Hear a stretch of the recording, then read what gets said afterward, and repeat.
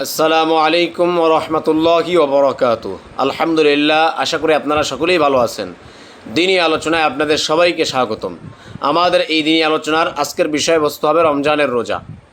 এই রমজানের রোজা সম্পর্কে আলোচনা করতে গিয়ে আমরা জানতেছিলাম যে রমজানের কিছু স্পেশাল আমল আছে, যে আমলগুলো আমাদের জানা অতীব জরুরি, অত্যন্ত প্রয়োজন। আল্লাহ পাক রব্বুল আলামিন রমজানকে 3 ভাগে ভাগ করেছেন। প্রথম 10 দিনকে আল্লাহ তাআলা রহমতের মাস হিসেবে রেখেছেন। এরপরে মধ্যবর্তী 10 দিনকে আল্লাহ পাক রব্বুল আলামিন মাগফিরাতের দিন হিসেবে রেখেছেন। কেন? কারণ মাগফিরাত এটা আমাদের জীবনের জন্য অত্যন্ত জরুরি একটা জিনিস। আমরা আল্লাহ তাআলার বান্দারা সর্ব অবস্থায় সর্বহালতে শুধু গুনাহ করে থাকি, নিজের অজান্তেই গুনাহ হয়ে যায়। এখন এমন একটা ভয়াবহ পরিস্থিতিতে আমরা বেগমান এবং এমন একটা পরিস্থিতিতে আমরা চলতেছি। তো এই জন্য আমাদের মাগফিরাতটা খুব জরুরি। তো আল্লাহ পাক রব্বুল আলামিন রমজানের মধ্যবর্তী যে 10 দিন রাখছেন, এই 10 দিনকে আল্লাহ পাক রব্বুল আলামিন মাগফিরাতের দিন হিসেবে রাখছেন। আবার শেষের 10 দিনকে আল্লাহ পাক রব্বুল আলামিন নাজাতের দিন হিসেবে রাখছেন। তো এই আল্লাহ তাআলার কাছে এই রমজান মাসে যদি কোনো রোজাদার ব্যক্তি দোয়া করে, তার দোয়াগুলোকে ফিরাইয়া দেওয়া হয় না।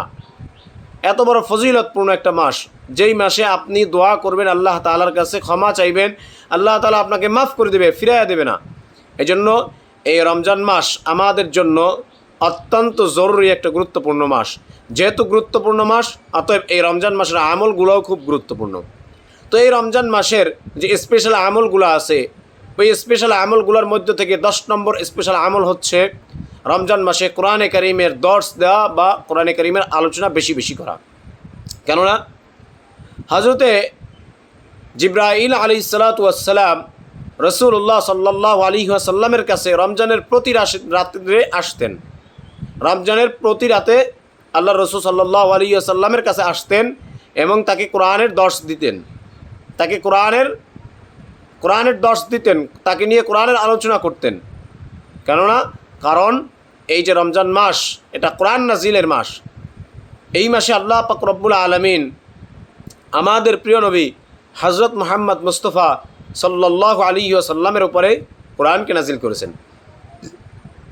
এই জন্য এই রমজান মাসটা কোরআন নাজিলের মাস, যেটা আল্লাহ পাক রব্বুল আলামিন সূরা বাকারার 185 নম্বর আয়াত রব্বুল আলামিন স্পষ্ট বলে দিয়েছেন যে বিসমিল্লাহির রহমানির রহিম শাহরু রমাদানাল্লাযী উনজিলা ফীহিল কুরআন হুদাল লিন্নাস।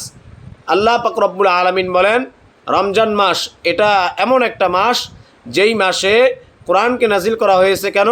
হুদাল লিন্নাস, মানুষের হেদায়েতের জন্য।